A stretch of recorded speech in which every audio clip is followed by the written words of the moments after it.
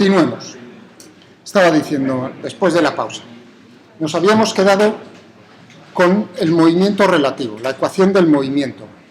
Hemos visto que si utilizamos coordenadas cartesianas nos estamos pegando un tiro en el pie, dicho finamente. Entonces vamos a intentar, a ver si nos sale mejor, utilizar coordenadas polares.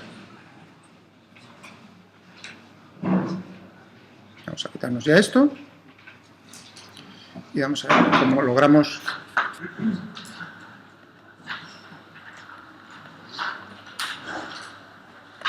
en coordenadas polares.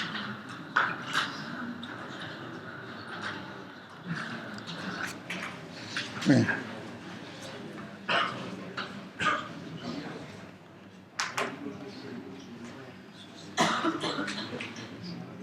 La raíz. Entonces necesitamos la aceleración en coordenadas polares.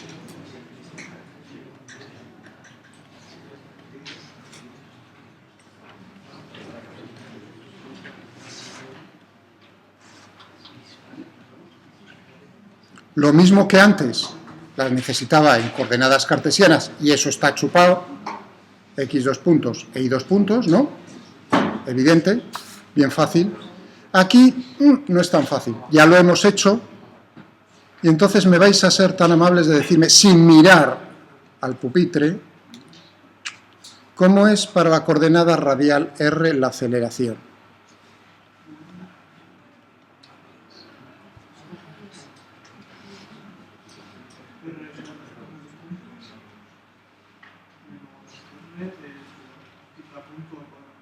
Bien, exactamente.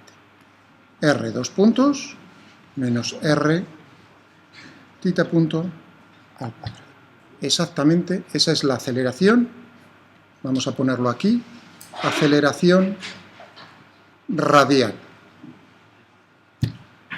¿Está eso claro? Ahora necesitamos la aceleración angular correspondiente, o sea que esto es correspondiente al vector unitario radial, que era este gorrito. Y ahora necesitamos para phi. ¿Cómo era la de phi?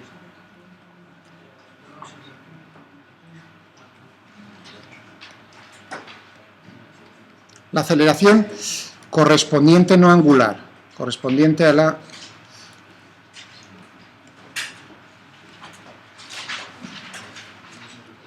al vector unitario gorrito. Cuidado, no he puesto la aceleración angular, sino en la dirección correspondiente al vector unitario phi gorrito, que es naturalmente perpendicular a r gorrito. ¿Cuánto nos quedaba ahí? R punto tita punto, vamos a ver, o sea, phi punto, vamos a traducir, si se nos escapa el tita, con un 2.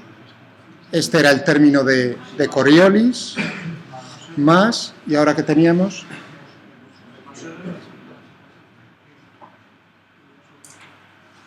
R, phi dos puntos. Teníamos esas dos cosas. Sí, gracias. Cierto. Y os pido ya disculpas un montón de veces, 5 veces. Perdón, porque se me va a escapar el tita continuamente. Pero como estoy intentando poner justo la misma letra, son manías. Entonces las manías ya son a cierta edad, incluso la vuestra ya son difíciles de aquí. ¿De acuerdo? Muy bien, eso quiere decir que lo tenemos chupado. El asunto este, vamos a borrar por aquí.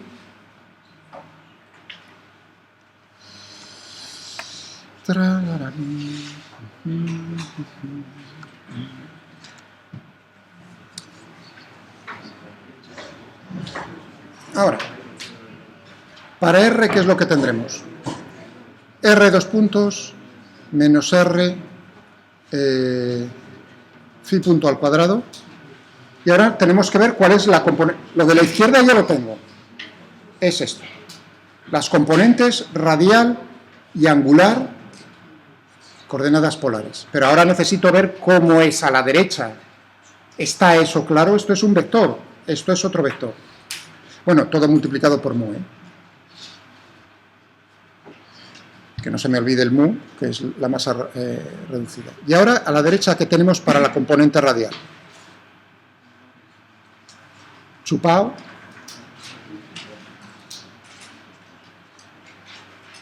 El FDR. ¿Está eso claro? Y para la componente angular, phi, tendremos la aceleración angular 2r punto phi punto más r phi 2 puntos igual a ¿qué?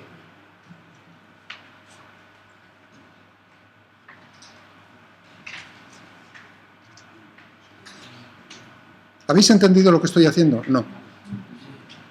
No lo habéis entendido porque no teníais que haber tardado ni medio segundo en decir, por supuesto que 0.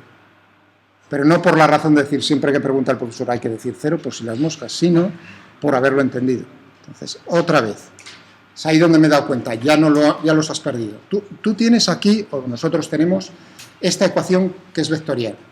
Yo la puedo descomponer en los ejes cartesianos, o en qué ejes, en los ejes correspondientes, en las direcciones correspondientes a la dirección radial que venía dado por un vector que yo llamaba así U sub R, que el libro denota como R gorrito, que son equivalentes, o el vector unitario angular U sub phi, que el libro utiliza muchas veces phi gorrito.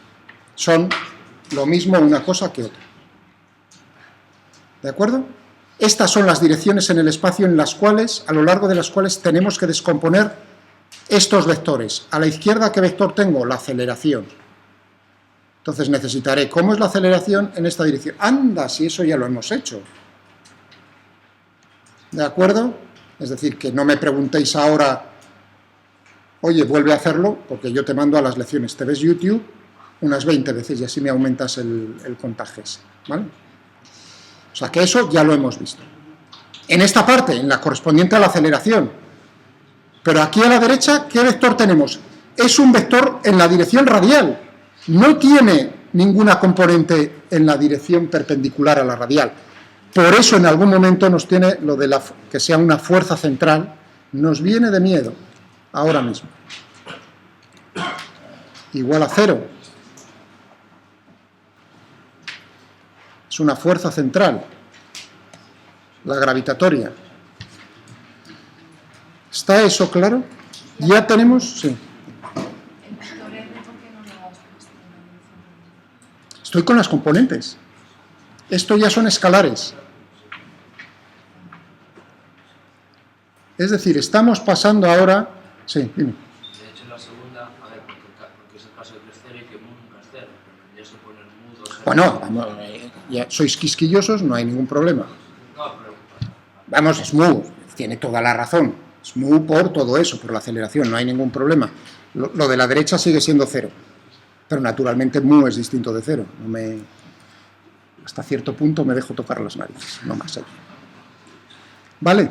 Bueno, entonces, habéis visto de vector a cartesianas, de vector a polares. Y voy a trabajar con estas, con las polares. Voy a borrarme todo esto.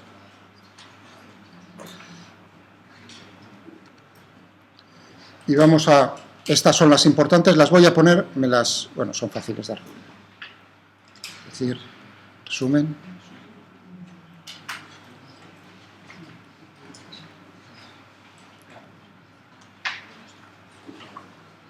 Polares, las ecuaciones del movimiento.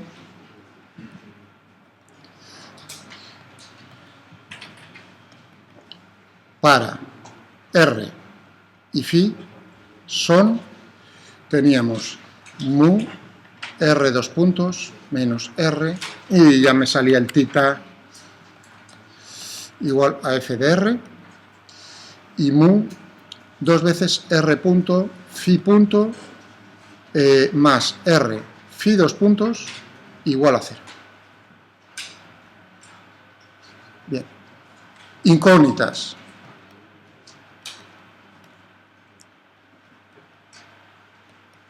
Por supuesto. Ahí tenemos todos los puntos, son derivadas temporales. Denotan derivadas temporales, no lo olvidéis. ¿De acuerdo? Bueno, vamos a ocuparnos, vamos a nombrarlas aquí, 1, y esta es la 2. ¿De acuerdo? Yo diría, a ver, ¿cómo vamos a poder resolver este problema? El objetivo va a ser el siguiente, para que veáis así un poco hacia, no mirando solo hacia papel, sino hacia dónde quiero ir.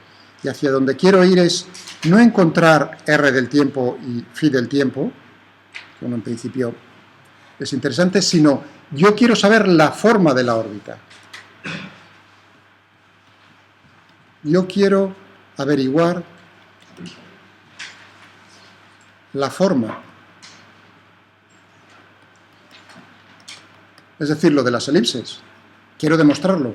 Entonces, yo no necesito ver cómo, en cada instante de tiempo dónde se encuentra sino quiero ver, o sea, cómo es r y cómo es phi, sino a mí me valdría determinar esto.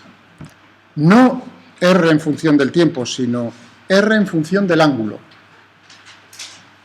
Naturalmente, implícitamente viene el tiempo en que el ángulo depende del tiempo, eso por supuesto. O sea, que no es que, digamos, esto no depende del tiempo, por supuesto depende del tiempo. ¿Está eso claro? Ese es mi objetivo. Necesito entonces una ecuación en la que no me aparezca el tiempo.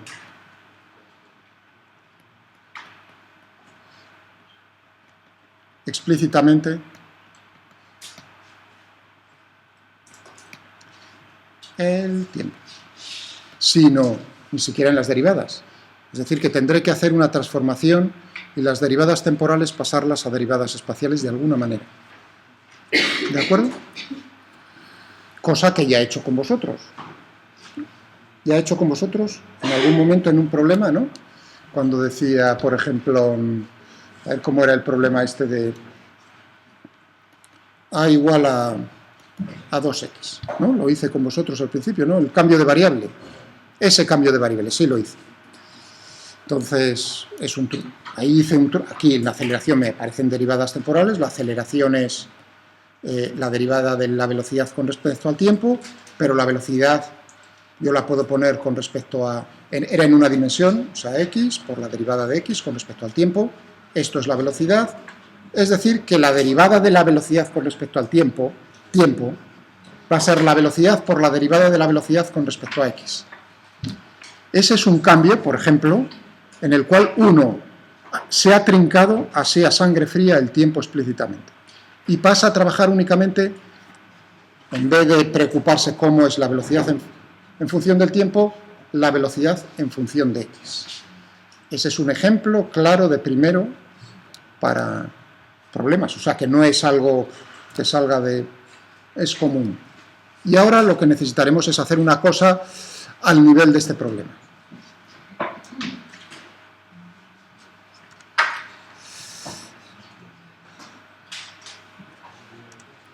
Bien, pues vamos a trabajar con ello. La primera.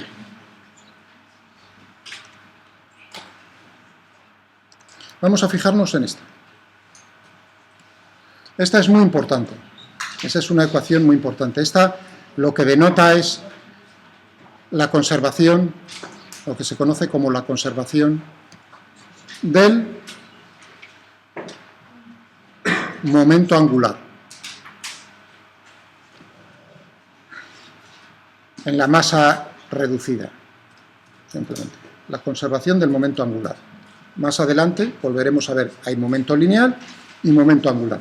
Simplemente dejar caer ahora que ahí detrás hay una magnitud física que es el momento angular del sistema. Bueno, ¿cómo puedo yo poner esto? O sea que eso es igual a 0. Vamos a ver cómo sería la derivada con respecto al tiempo de r cuadrado por phi punto. Imaginaos que yo digo, si queréis lo multiplico por mu no me importa. La masa por r al cuadrado por phi punto. Esto es la masa r por phi punto. Fijaos que r por phi punto lo que me da es cómo es la componente de la velocidad. Ahora volvemos otra vez a las coordenadas polares, pero no en la aceleración, sino en la velocidad. Esa es la componente angular de la velocidad.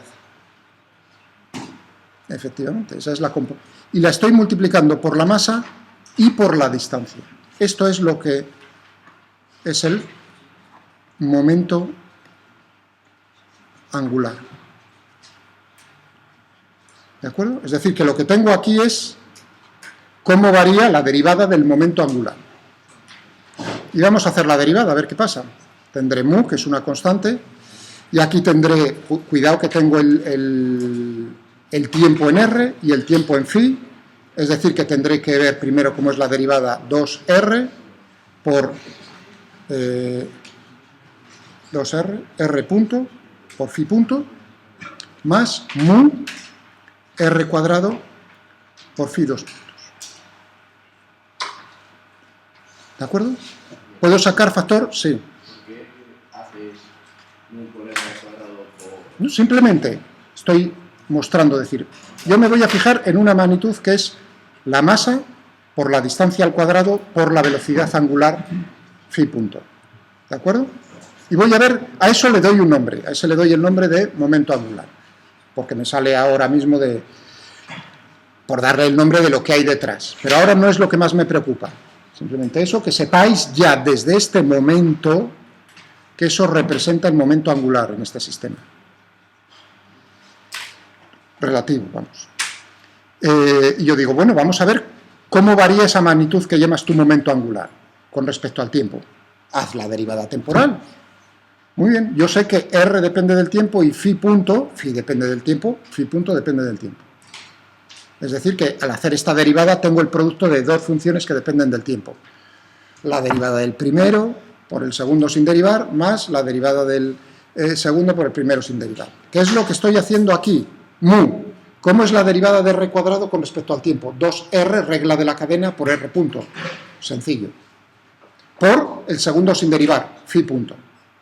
Más el primero sin derivar, mu r cuadrado, por la derivada del segundo, anda, phi 2 puntos. Y ahora anda, esto no lo tengo yo aquí. Si saco factor común r, tendré mu r por 2r punto phi punto más r phi 2 puntos. He sacado factor común r, lo puedo sacar. Y esto que tengo aquí no es nada más que esto con el mu. ¿Está eso claro? Eso significa que todo esto es igual a 0. ¿De acuerdo? Es igual a 0. Eso significa que mu r cuadrado phi punto es constante. Eso significa que lo que yo he denominado momento angular se conserva en la trayectoria.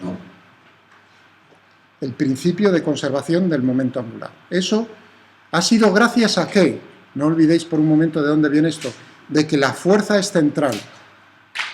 Es decir, que va a ocurrirnos independientemente, no tiene por qué ser una fuerza gravitatoria. Si la fuerza es central, entonces tendremos consecuencia fundamental. Problema de examen del año pasado. Las dos bolitas colgando una y la otra sobre la mesa. En ese problema se conservaba el momento angular. Y esa era una pregunta que me hubiese gustado que contestase más de uno en aquel examen. ¿De acuerdo? La fuerza es central, o sea que uno ya no necesita, en cuanto vea fuerzas centrales que están apuntando hacia un punto del espacio, eso es una fuerza central, sabe que el momento angular se va a conservar y que entonces eso te va a resolver muchas veces la vida a la hora de contestar a ciertas preguntas. Vale. Es constante, por lo tanto tendrá un valor. Vamos a llamarle, qué casualidad, L, mu L. Porque L, la letra L, es la que se utiliza para denotar el momento angular. El momento angular, cuidado, es una magnitud física que es vectorial. Y aquí estoy utilizando únicamente su módulo. Es decir, que L, en estos problemas, no solo se conserva su módulo, sino que se conserva el vector L. Esa es una de las formas más sencillas para explicar por qué las trayectorias de los planetas están contenidas en un plano y no se salen de ese plano. ¿Por qué las trayectorias de los satélites alrededor de la Tierra es un plano que tiene que pasar por el centro de la Tierra y las posiciones del satélite? ¿Por qué? Porque se tiene que conservar el momento angular. Bueno, vale, vamos a borrar aquí un poco, porque no quiero liquidar. Es decir, que tenemos mu r cuadrado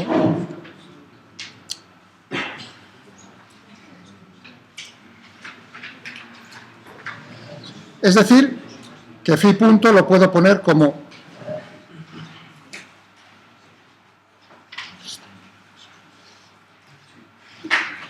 pregunta, ¿de dónde? Oye, ¿y L? ¿Cuánto vale L? ¿Quién me dice cómo es L? Por supuesto,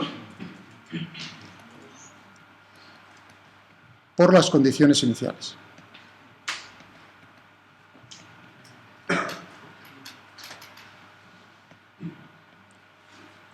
¿Cuántas condiciones iniciales tenemos? Aquí, en esta parte del asunto. ¿Cuántas condiciones iniciales tenemos? Necesitamos para integrar este problema. En principio, tal como está puesto, hay 1 y 2 a la izquierda. ¿Cuántas condiciones iniciales? O sea, si ahora mismo os llevo al aula de informática y os digo, resolvédmelo. Tenéis ahí las dos ecuaciones del movimiento. Vuestra pregunta tendría que ser inmediatamente, me tienes que dar, Miguel, ¿cuántas condiciones iniciales? 4. Muy bien, 4. R en 0, R punto en 0, phi en 0 y phi punto en 0. 4 como 4 soles. Fijaos que aquí estoy utilizando L, por supuesto, será mu R en 0 al cuadrado por phi punto en 0. Eso es lo que te da el momento angular. Es decir, que a mí me dan las condiciones iniciales y ya sé a partir de ese momento en este problema que el momento angular es un valor determinado y no va a cambiar. ¿Entendido? ¿Está eso claro? Bien. Estupendo. Es decir, que yo puedo trabajar ahora con L como si fuese un dato. Es un dato.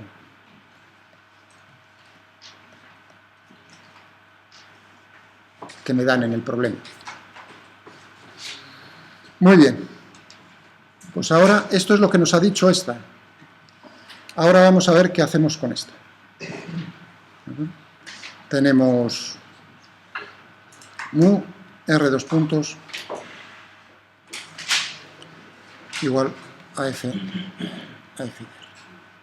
Es decir, que tendremos mu, vamos a pasar todo esto a la derecha, r, phi punto al cuadrado. Anda, si phi punto lo tengo por aquí, ¿no? ¿Dónde tengo phi punto? Aquí. Por lo tanto, vamos a sustituir phi punto y lo vamos a poner en función de ¿qué? De r y del momento angular, que es una constante. L es una constante y mu es una constante.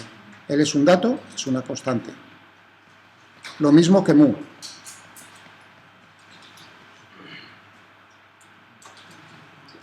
¿Entendido? Bueno, vamos entonces, con ayuda de esta, a transformar esta ecuación.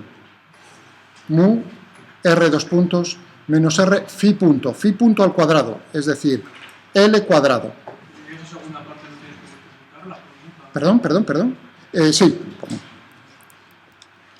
Que no se me olvide el mu.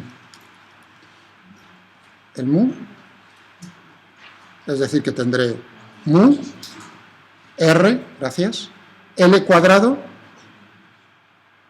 mu cuadrado, r a la cuarta, igual a f de r. Bueno, aquí tenemos un r y aquí tenemos 4, es decir, que nos quedan 3. Es decir, que voy a tener una ecuación que va a ser la que voy a poner ahora aquí arriba. Voy a dejar esta y esta. Estas dos son las que necesito. Vamos a... Sí, puedes hablar mientras yo escribo. Sí, Yumu, gracias. Es decir, que hemos llegado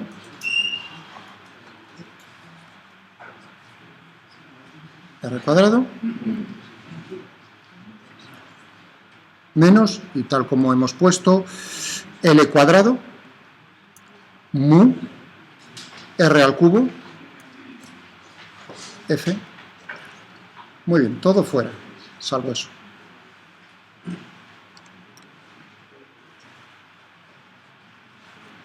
Mu, R, queda bonito.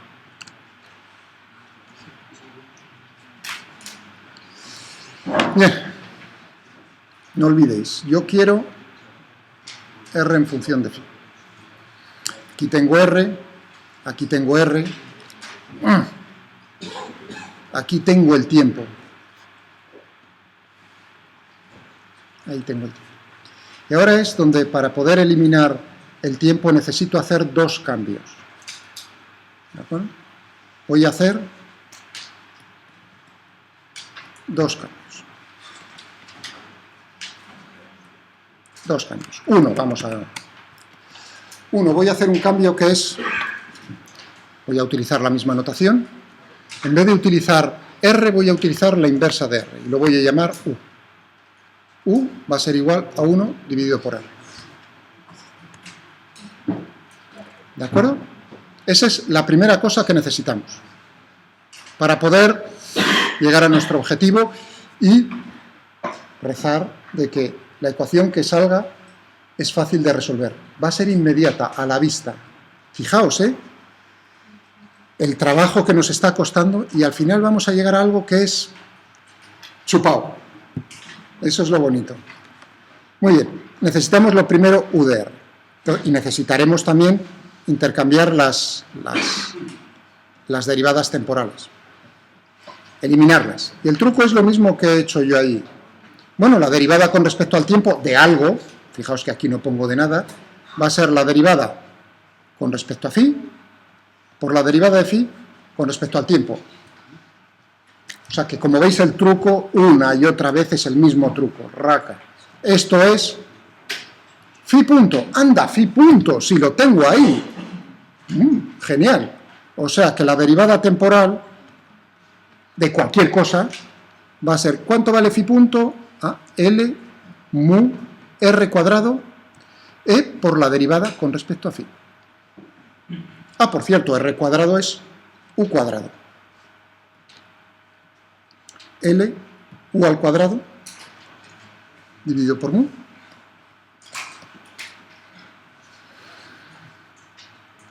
¿Entendido?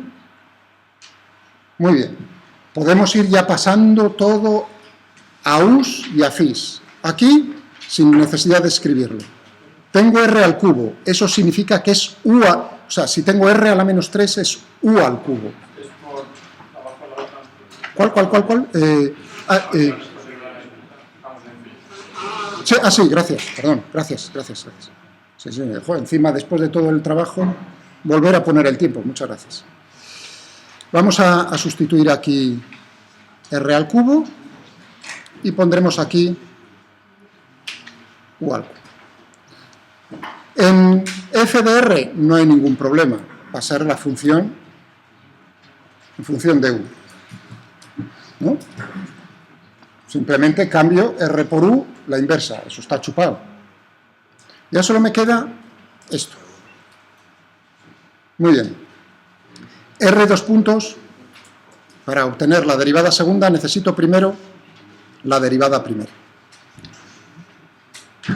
Vamos a poner aquí... Sí. Dentro de la función, ¿por qué es un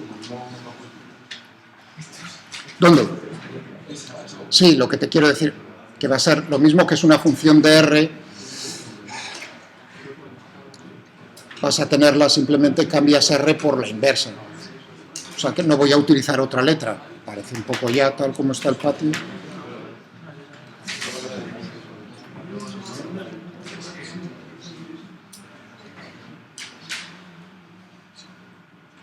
Y vamos a borrarlo.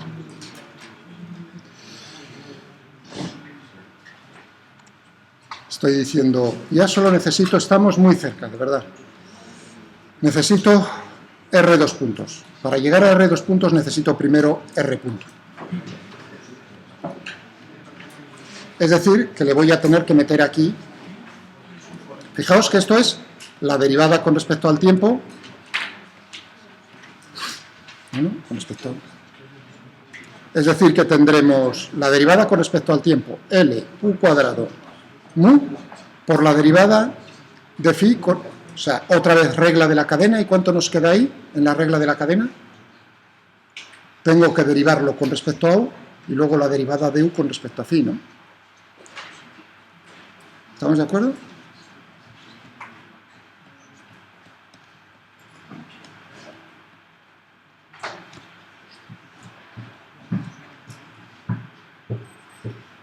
¿Habéis visto todos ese paso? Ahora es un momento delicado. Ahí es como cuando sube uno el Everest, ahí, ¿cómo se llama? El Hillary Step. Es el último paso para llegar al Everest. Estáis muy cerca. Ese es el último paso. Recibe el nombre de Hillary. También manda narices que no le pusiesen de Tenzing. Os suena, ¿no? Hillary Tenzing. Las primeras personas que escalaron el Everest. Entonces, el Hillary Step era donde se dejaban los dientes todos, uno y otra vez. Fue, digamos, el primero que lo hizo y volvió vivo, porque resulta que en los años 20 hubo una expedición inglesa muy famosa que han encontrado los muertos muchos años después, muy recientemente, y siempre queda la duda de si esas personas llegaron a la cima del Everest o no.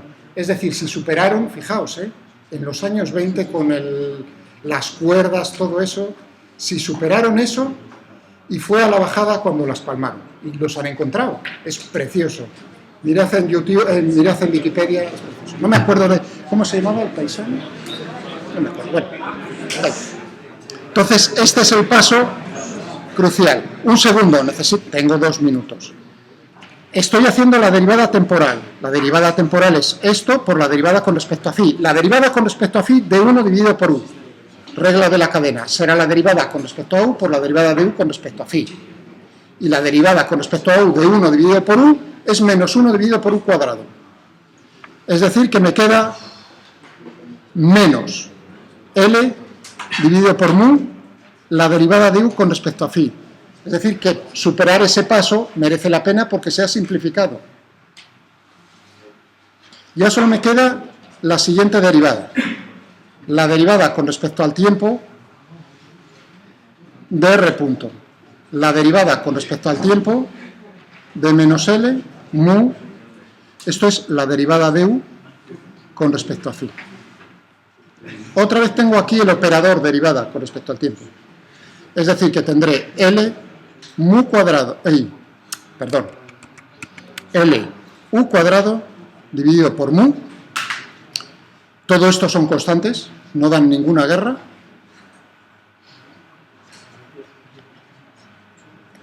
Por la derivada con respecto a phi de la derivada de u con respecto a phi. Es decir, que R dos puntos va a ser menos L cuadrado, U cuadrado, mu cuadrado, derivada segunda de U con respecto a phi 2 veces. Ya habéis superado estáis ya casi en la cumbre.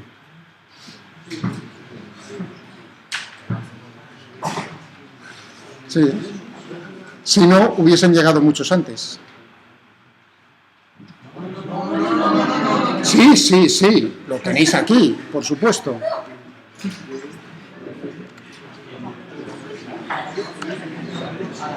Va a subir mi canal de YouTube, pero vamos, echando leches.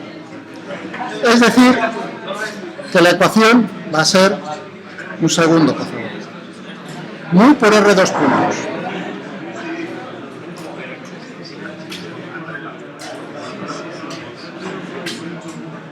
Voy a utilizar la misma notación. En el libro utiliza la notación de las primas para las derivadas con respecto a phi. Y prima es la derivada segunda con los puntos para derivadas temporales. ¿Qué teníamos por aquí? Menos L cuadrado U al cubo mu igual a F. ¿De acuerdo? Muy bien. Vamos a borrar aquí.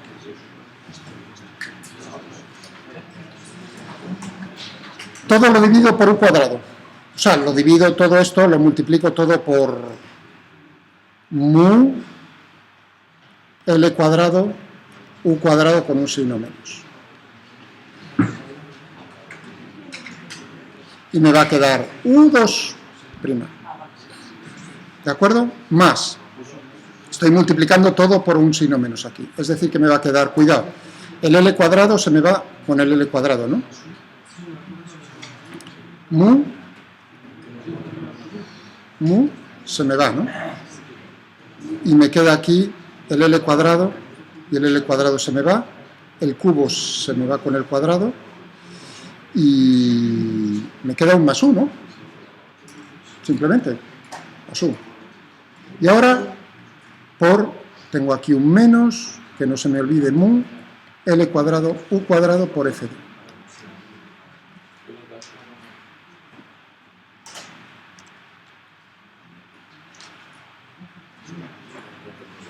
Esta es la ecuación del movimiento y ahora ya esta es general. Ahora, y nos vamos, sustituyo F de U. ¿Cuánto valía F de U? Recordad F de R. ¿Qué teníamos? Teníamos menos G, M1, M2 dividido por R cuadrado. Si me permitís, cojo G es una constante, M1 y M2 son constantes, le voy a llamar gamma. Menos gamma dividido por R cuadrado. ¿De acuerdo? Teníamos todo eso. Eso quiere decir que tendremos menos gamma por U al cuadrado. Eso significa que la ecuación es menos mu L cuadrado U cuadrado por menos gamma U cuadrado. Y ahora, fijaos, U cuadrado y U cuadrado se me va a ser mu gamma L cuadrado y ya está. Ya estamos. Casi. Ahora solo os pido, y con eso nos despedimos hoy, ¿qué ecuación, sin mirar el libro, qué ecuación representa eso? Todo esto son constantes. Es una constante. Mu, gamma, L, todos son constantes. Aquí lo que tengo, ¿qué es? La derivada segunda proporcional a la función. ¡Anda la mar! Si eso ya sé cuál es. El comportamiento es armónico simple, efectivamente.